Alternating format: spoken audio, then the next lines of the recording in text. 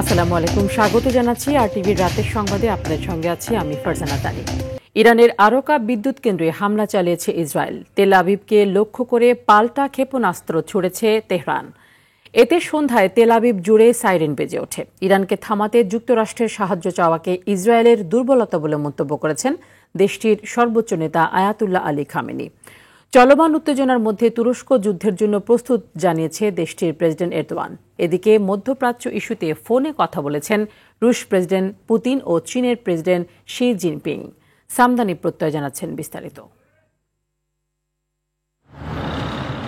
পাল্টাপাল্টি হামলা অব্যাহত রেখেছে ইরান ও ইসরায়েল। বুধবার মধ্যরাতে তেহরান ও নাতানজের পারমাণবিক অস্ত্র তৈরির কারখানায় হামলা চালায় ইসরায়েল। জবাবে বৃহস্পতিবার ইসরায়েলের সেরোকার সামরিক ঘাঁটিতে ক্ষেপণাস্ত্র ছোড়ে ইরান। এদিন ইরানের ক্ষেপণাস্ত্র হামলায় ইসরায়েলে 50 জন নিহত এবং 271 জন গুরুতর আহত হয়। বৃহস্পতিবার বিকেলে ইরানের আরকা বিদ্যুৎ কেন্দ্রে আবারও হামলা করে ইসরায়েল।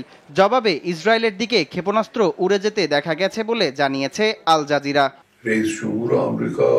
ইসরায়েলের আগ্রাসনে ভয় না পেয়ে দৃঢ় থাকতে নিজ দেশের জনগণের প্রতি আহ্বান জানিয়েছেন দেশটির সর্বোচ্চ নেতা আয়াতুল্লাহ আলী খামেনি। বৃহস্পতিবার সামাজিক মাধ্যম এক্সের এক পোস্টে এ আহ্বান জানান তিনি। আমি আমার প্রিয় জাতিকে বলতে চাই, আপনারা এখন পর্যন্ত যেভাবে আচরণ করেছেন তা অব্যাহত রাখুন। জায়নিস্ট শাসন এখন মার্কিন মিত্রদের সহায়তা চাইছে। এটা প্রমাণ করে তারা কতটা দুর্বল। এদিকে ইরান ইসরায়েলকে ঘিরে তৈরি সংকটে ধীরে ধীরে জড়িয়ে পড়ছে বিশ্ব শক্তিগুলো। সম্ভাব্য যুদ্ধ পরিস্থিতির জন্য তুরস্ক প্রস্তুত বলে বৃহস্পতিবার রয়টার্সকে জানায় দেশটির পররাষ্ট্র বিভাগ। ইরান ইসরায়েল ইস্যুতে ফোনালাপ করেছেন রুশ প্রেসিডেন্ট ভ্লাদিমির পুতিন ও চীনের প্রেসিডেন্ট শি জিনপিং। ফোনালাপে ইরান বিরোধী পদক্ষেপের নিন্দা জানান দুই নেতা। ফোনালাপে দুই নেতাই মধ্যস্থতায় আগ্রহের কথা জানিয়েছেন। ইরানের বিরুদ্ধে সামরিক পদক্ষেপ থেকে সরে আসতে ডোনাল্ড ট্রাম্পের প্রতি আহ্বান জানান যুক্তরাজ্যের প্রধানমন্ত্রী কিয়ের স্টারমার। অঞ্চলটিতে সংঘাত বৃদ্ধির বড় ঝুঁকি থাকায় সব পক্ষকে কূটনৈতিক সমাধান খোঁজার আহ্বান জানান তিনি। মধ্যপ্রাচ্যের উত্তেজনা প্রশমনে শুক্রবার সুইজারল্যান্ডের জেনেভায় ইরানের পররাষ্ট্রমন্ত্রীর সঙ্গে বৈঠকে বসতে যাচ্ছেন যুক্তরাজ্য, ফ্রান্স ও জার্মানির পররাষ্ট্রমন্ত্রীরা। আলোচনার টেবিলে এ সংকট সমাধানের প্রচেষ্টাকে ইতিবাচক হিসেবে দেখছেন বিশ্লেষকরা। সামদানি প্রত্যয়, আরটিভি। সপ্তম দিনে গড়িয়েছে ইরান ইসরায়েল সংঘাত। রক্তক্ষয়ী সংঘাতে পেছন থেকে কলকাঠি নাড়ছেন যুক্তরাষ্ট্রের প্রেসিডেন্ট ডোনাল্ড ট্রাম্প। ইতিমধ্যে ইরানে সম্ভাব্য সামরিক হামলা চালানোর পরিকল্পনায় ট্রাম্প নীতিগত সমর্থন দিয়েছেন বলে দাবি মার্কিন গণমাধ্যম ওয়াল স্ট্রিট জার্নালের। কেন ইসরায়েলের পক্ষ নিয়ে ইরানকে বেকায়দায় ফেলতে চাচ্ছে ওয়াশিংটন? দুই দেশের মধ্যকার শত্রুতার কারণই বাকি। এরই বিস্তারিত থাকছে অর্ণপ্রসাদের রিপোর্টে। মধ্যপ্রাচ্যের অন্যান্য দেশ যুক্তরাষ্ট্রের কাছে নতজানু পররাষ্ট্রনীতি প্রদর্শন করলেও বরাবরই ব্যতিক্রম ইরান। হোয়াইট হাউসের যে কোনো বিতর্কিত সিদ্ধান্তের বিরুদ্ধে চোখে চোখ রাঙিয়ে প্রতিবাদ করার সক্ষমতা রয়েছে দেশটির। এ কারণে যুক্তরাষ্ট্রের রোশানলের তালিকায় ইরানের অবস্থান শীর্ষে।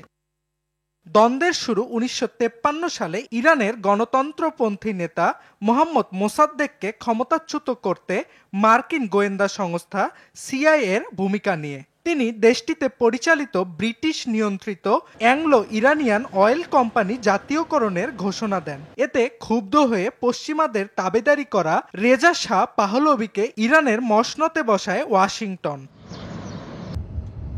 এরপর 1979 সালে তীব্র গণ আন্দোলনের মুখে দেশ ত্যাগে বাধ্য হন পাহলভি। সে সময় তাকে আশ্রয় দেয় ওয়াশিংটন। এর প্রতিবাদে তেহরানে অবস্থিত মার্কিন দূতাবাস দখল করে দেশটির বিক্ষুব্ধ শিক্ষার্থীরা। এর জেরে 1980 সালে ইরানের সঙ্গে কূটনৈতিক সম্পর্ক ছিন্ন করে যুক্তরাষ্ট্র। একবিংশ শতাব্দীতে এসে ইরান ও যুক্তরাষ্ট্রের মধ্যকার দ্বন্দ্বের কেন্দ্রবিন্দুতে এসেছে তেহরানের পরমাণু কর্মসূচি। 2015 সালে ওবামা প্রশাসনের নেতৃত্বে ইরান ও পরমাণু শক্তিধর দেশগুলোর মধ্যে স্বাক্ষরিত হয় ঐতিহাসিক পারমাণবিক চুক্তি joint comprehensive plan of action. এর আওতায় ইরান ইউরেনিয়াম সমৃদ্ধকরণ কমাতে সম্মত হয়। তবে 2018 সালে চুক্তিটি থেকে সরে দাঁড়ান ট্রাম্প। দ্বিতীয় মেয়াদে ক্ষমতায় এসে ইরানের সঙ্গে পরমাণু চুক্তিতে আগ্রহ দেখান ট্রাম্প। এ লক্ষ্যে ওমানের মধ্যস্থতায় দুই দেশের মধ্যে কয়েক দফায় বৈঠক অনুষ্ঠিত হয়। তবে গেল শুক্রবার ইসরায়েলের আকস্মিক হামলায় ভেস্তে গেল এই কূটনৈতিক প্রচেষ্টাও। অর্ণব প্রসাদ, RTV। এদিকে ইরানের সঙ্গে সংঘাতের মধ্যেও ফিলিস্তিনে হত্যাযজ্ঞ থামায়নি ইসরায়েল। দেশটির হামলায় গাজায় অন্তত 16 জন নিহত হয়েছে। এছাড়া অব্যাহত হামলায় আহত হয়েছেন আরও অর্ধশতাধিক। এক প্রতিবেদনে সংবাদ মাধ্যম আল জাজিরা এই তথ্য নিশ্চিত করেছে। এছাড়া গাজার ওয়াদি ব্রিজের প্রাণকেন্দ্র নিসেইরাত ও মধ্য গাজায় দিনভর গুলি ও বোমা হামলা চালিয়েছে IDF। ইসরায়েলের নৃশংসতায় অঞ্চলটিতে এ পর্যন্ত হত্যাকাণ্ডের শিকার প্রায় 55,500 ফিলিস্তিনি।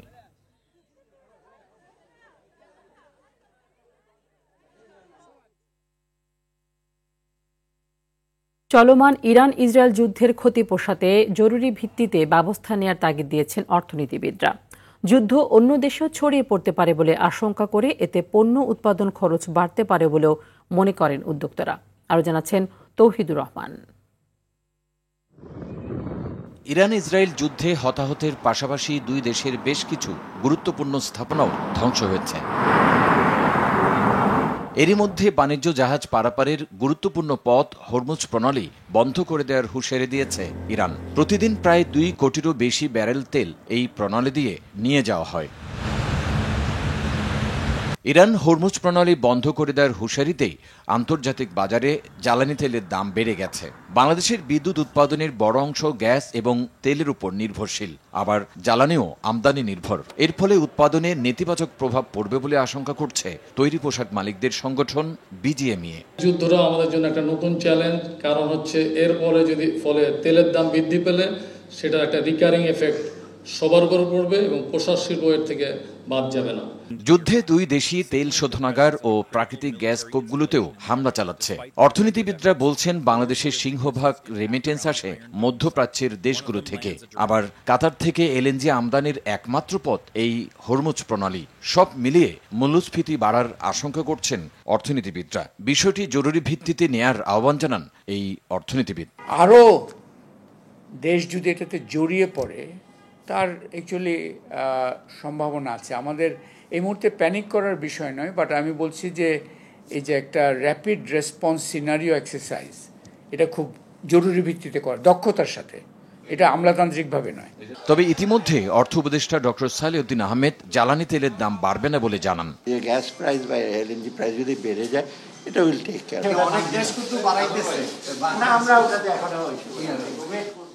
তৌহিদুর রহমান, RTV, ঢাকা।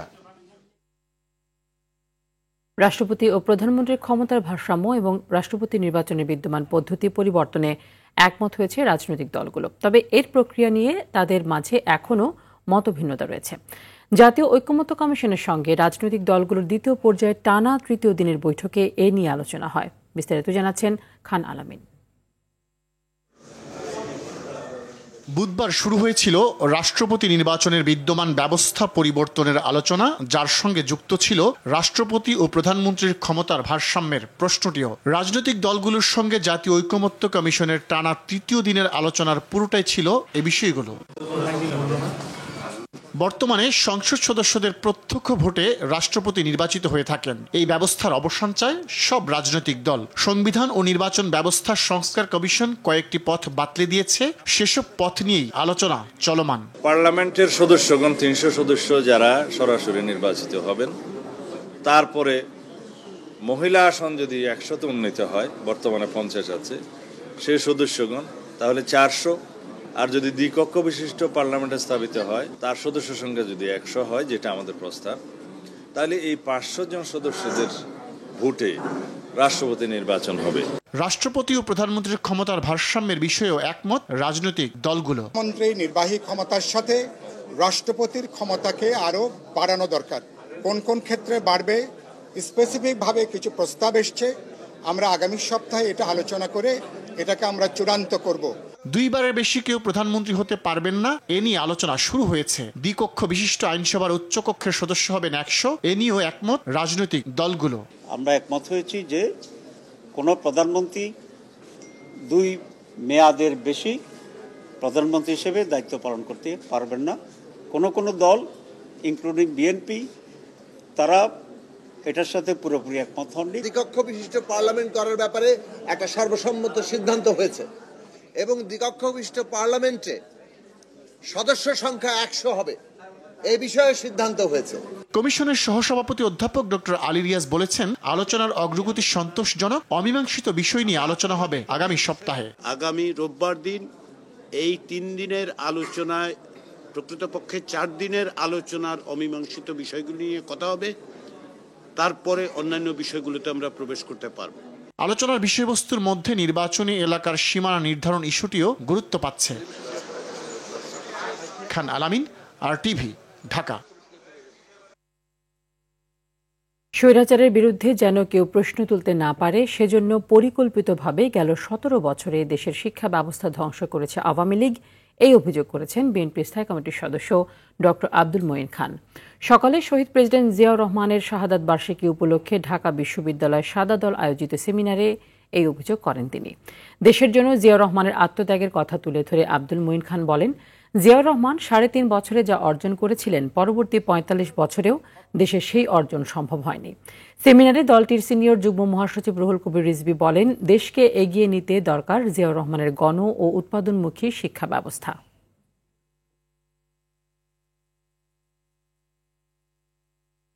হাতে যদি ক্ষমতা কুক্ষিগত করি তাহলে সেখানে দুর্নীতি বাড়বে, সেখানে নানা শত্রুতার জন্ম হবে এবং গণতন্ত্র মুখ থুবড়ে পড়বে। ইচ্ছে করে শিক্ষা ব্যবস্থাকে ধ্বংস করা হয়েছে, কেননা দেশের মানুষ যদি শিক্ষিত হয় তাহলে কিন্তু সেই অন্যায় সরকারকে তারা প্রশ্ন করবে যে বাংলাদেশের 18 কোটি মানুষকে যদি মূর্খ করে রাখা যায় তাহলে তো তারা আর সরকারকে প্রশ্ন করবে না। এই শৃঙ্খল থেকে কিন্তু আজকে আমাদের বের হয়ে আসছে। বাংলাদেশে সুষ্ঠু ও গ্রহণযোগ্য এবং অংশগ্রহণমূলক নির্বাচন দেখতে চায় জার্মানি, এই কথা জানিয়েছেন ঢাকায় নিযুক্ত দেশটির রাষ্ট্রদূত আকিম ট্রস্টার। দুপুরে মগবাজারে জামায়াতে ইসলামীর আমির ডাক্তার শফিকুর রহমানের সঙ্গে সৌজন্য সাক্ষাৎ শেষে তিনি এই কথা জানান। বাংলাদেশের রাজনৈতিক স্থিতিশীলতা ও গণতন্ত্রকে এগিয়ে নেওয়ার পাশাপাশি শিক্ষা ও বাণিজ্য উন্নয়নে পাশে থাকার কথা জানান আকিম ট্রস্টার। বৈঠক শেষে জামায়াতের মুখপাত্র অ্যাডভোকেট মতিউর রহমান আকন্দ বলেছেন, দেশে স্থিতিশীলতা আনতে সরকারের সাথে যৌথভাবে কাজ করতে যাচ্ছে Jamaat. Elections also in Bangladesh will be free, fair and participatory. বাংলাদেশের রাজনৈতিক স্থিতিশীলতা ও গণতন্ত্রকে এগিয়ে নিতে আমাদের মধ্যে বিভিন্ন বিষয়ে আলোচনা হয়েছে। আমরা বাংলাদেশে একটি সুষ্ঠু, গ্রহণযোগ্য ও অংশগ্রহণমূলক নির্বাচন প্রত্যাশা করি। And this may be sort of my last words. বাংলাদেশে স্থিতিশীলতা আনয়নের লক্ষ্যে জামাত অগ্রাধিকার দিয়ে কাজ করছে। বাংলাদেশকে একটি করাপশন ফ্রি রাষ্ট্র, সমাজ এবং দেশ হিসেবে গড়ে তোলার লক্ষ্যে জামাত ইসলামী নিরলসভাবে প্রচেষ্টা চালিয়ে যাচ্ছে। রাজনৈতিক দল ও প্রার্থীর আচরণ বিধিমালার খসড়া অনুমোদন করেছে নির্বাচন কমিশন। নতুন বিধিমালায় নির্বাচনে পোস্টার ব্যবহার নিষিদ্ধ করা হয়েছে, জানিয়েছেন নির্বাচন কমিশনার আবুল ফজল মোহাম্মদ সানাউল্লাহ। আচরণবিধি লঙ্ঘন করলে 6 মাসের কারাদণ্ড ও 1.5 লাখ টাকা জরিমানার বিধান রাখা হয়েছে বলেও জানিয়েছেন তিনি। আতিকা রহমানের রিপোর্ট। আগারগাঁও নির্বাচন ভবনে 7ম কমিশন সভা অনুষ্ঠিত হয়েছে। প্রধান নির্বাচন কমিশনারের সভাপতিত্বে এই সভায় রাজনৈতিক দল ও প্রার্থীর আচরণ বিধিমালা 2025-এর খসড়া অনুমোদন দিয়েছে নির্বাচন কমিশন। ব্রিফিংয়ে নির্বাচন কমিশনার আবুল ফজল বলেন, প্রার্থীরা প্রচারণায় পোস্টার ব্যবহার করতে পারবে না, বিলবোর্ড ও সোশ্যাল মিডিয়ায় প্রচারণা করতে পারবেন। পোস্টার ব্যবহার বাদ করার ব্যাপারে যেটা একটা সংস্কার কমিশনেরও একটা প্রস্তাব ছিল, আমরাও একমত হয়েছি। আমরা পোস্টার ব্যবহার বাদ দেওয়ার ব্যাপারে সম্মত হয়েছি। বিলবোর্ডের ব্যবহার অতীতে ছিল না, এটাকে ইন করা হচ্ছে।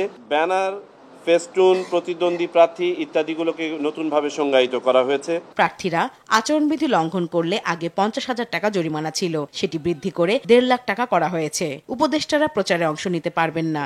সরকারি গুরুত্বপূর্ণ ব্যক্তিরা সার্কিট হাউস বা সরকারি প্রতিষ্ঠান ব্যবহার করতে পারবেন না।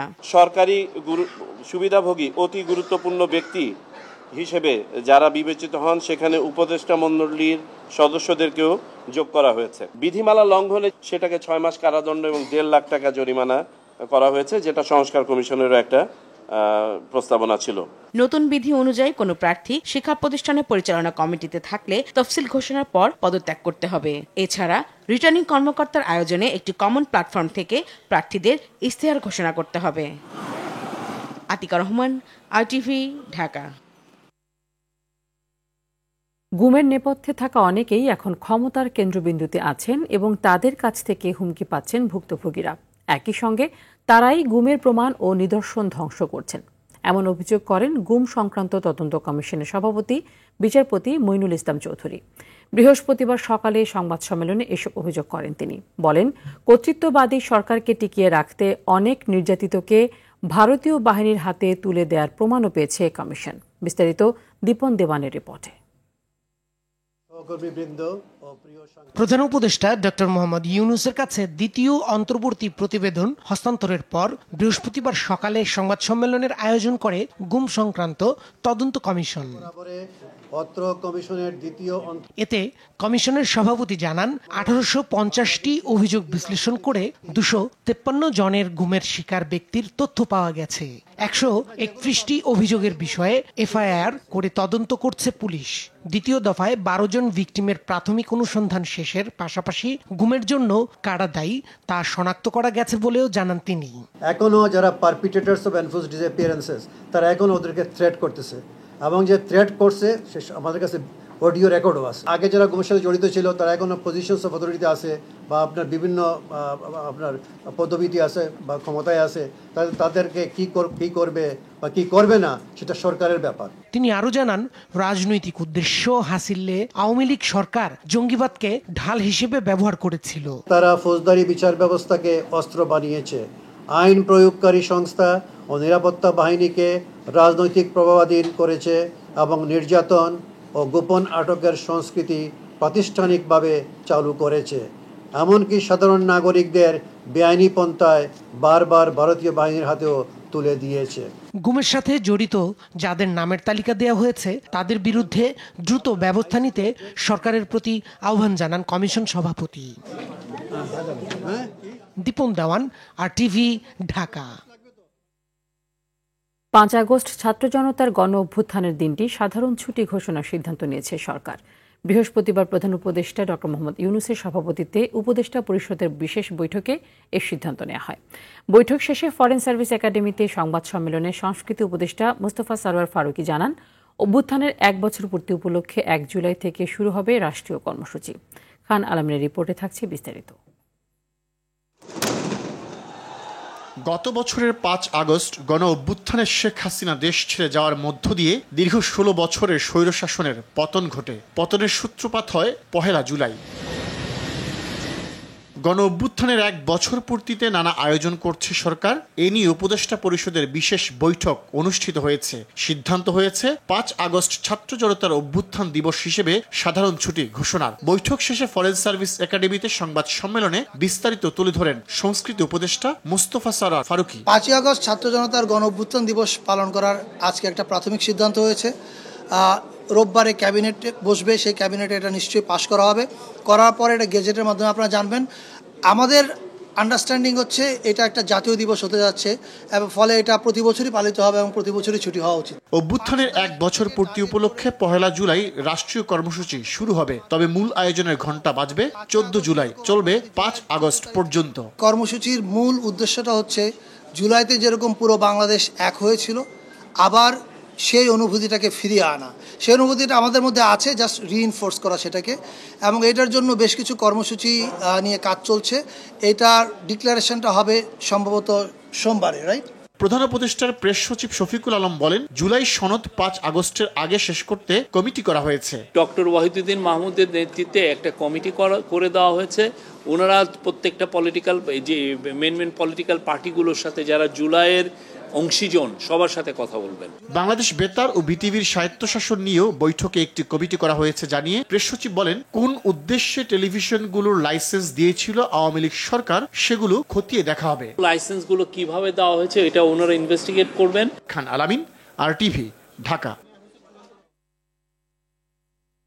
ছাত্র জনতার গণ অভ্যুত্থানের মাধ্যমে আওয়ামী শাসনামলের অবসানের দিনটি জুলাই আগস্ট গণ অভ্যুত্থান, শোক ও বিজয়ের বর্ষপূর্তি হিসেবে পালন করবে বিএনপি। এই উপলক্ষে দলের সিনিয়র যুগ্ম মহাসচিব রুহুল কবির রিজভীকে আহ্বায়ক ও অধ্যাপক ডক্টর মোর্শেদ হাসান খানকে সদস্য সচিব করে 58 সদস্যের কমিটি ঘোষণা করেছে দলটি। বিকেলে কেন্দ্রীয় কার্যালয়ে জরুরি বৈঠক শেষে একথা জানান বিএনপির সিনিয়র যুগ্ম মহাসচিব রুহুল কবির রিজভী। এরপর দলের ভারপ্রাপ্ত চেয়ারম্যান তারেক রহমানের সহধর্মিণী জুবাইদা রহমানের জন্মবার্ষিকী উপলক্ষে জাসাস আয়োজিত আলোচনা সভা ও শিশুদের উপহার সামগ্রী বিতরণ অনুষ্ঠানে যোগ দিয়ে রিজভী বলেন, জুবাইদা রহমান একজন মহিয়সী নারী, সমাজের সকল নারীর জন্য দৃষ্টান্ত। সুপ্রিয় সাংবাদিক ভাই বোনেরা, অনুষ্ঠিত 24 ঘণ্টায় দেশে 28 জনের দেহে করোনা শনাক্ত হয়েছে, তবে এ সময় কেউ মারা যাননি। বৃহস্পতিবার স্বাস্থ্য অধিদপ্তরের বিজ্ঞপ্তিতে জানা যায় 383 জনের নমুনা পরীক্ষা করে 28 জনের দেহে করোনা শনাক্ত হয়। চলতি বছর করোনায় মারা গেছেন 7 জন। এদিকে 24 ঘণ্টায় ডেঙ্গু আক্রান্ত হয়ে কেউ মারা না গেলেও হাসপাতালে ভর্তি হয়েছেন 248 জন। এর মধ্যে সর্বোচ্চ 104 জন বরিশাল বিভাগের হাসপাতালে ভর্তি হয়েছেন। চট্টগ্রাম বিভাগে 39 জন ভর্তি হয়েছেন। চলতি বছর ডেঙ্গু আক্রান্ত হয়ে সারা দেশে মারা গেছে 30 জন। বিএনপি নেতা ইশরাক হোসেনের সমর্থকদের আন্দোলনের কারণে নগরবাসীকে সেবা দিতে পারছে না ঢাকা দক্ষিণ সিটি কর্পোরেশন। এতে সেবা গ্রহীতাদের মধ্যে দেখা দিয়েছে চরম অসন্তোষ। এই অবস্থায় সরকার চুপ করে থাকবে না বলে জানিয়েছেন স্থানীয় সরকার উপদেষ্টা আসিফ মাহমুদ সজীব ভুঁইয়া। সচিবালয়ে তিনি জানিয়েছেন, সংকট সমাধানে দ্রুত সিদ্ধান্ত নেবে সরকার। বিস্তারিত বিল্লাল হোসেনের রিপোর্টে। বিএনপি নেতা ইঞ্জিনিয়ার ইশরাক হোসেনকে ঢাকা দক্ষিণ সিটি কর্পোরেশনের মেয়রের দায়িত্ব বুঝিয়ে দেওয়ার দাবিতে লাগাতার বিক্ষোভ করছে তার সমর্থকরা। নগর ভবনে তালা ঝুলিয়ে এই আন্দোলন চলায় টানা 35 দিন ধরে নাগরিক সেবা থেকে বঞ্চিত হচ্ছে নগরবাসী। সর্বশেষ নিয়ম ভঙ্গ করে ডিএসসিসির বর্জ্য ব্যবস্থাপনা বিভাগের কর্মকর্তাদের সাথে বৈঠক করেন ইশরাক। নামের পাশে লেখা ছিল মাননীয় মেয়র। পরিস্থিতি যখন এমন, তখন স্থানীয় সরকার উপদেষ্টা বলছেন আর চুপ করে বসে থাকার সুযোগ নেই। দায়িত্বশীল আচরণ আসলে প্রত্যেকের থেকেই প্রত্যাশিত। আমরা আমাদের পার্টটা দায়িত্বটা পালন করার চেষ্টা করছি, দায়িত্বশীল আচরণ করার চেষ্টা করছি। তবে এ বিষয়ে যেভাবে নাগরিক সেবা আসলে ডেডলকের দিকে যাচ্ছে, এ বিষয়ে আর আসলে চুপ থাকার মতো পরিবেশ পরিস্থিতি নেই এবং সরকারের উচ্চ পর্যায়ে এটা নিয়ে কনসার্ন আছে।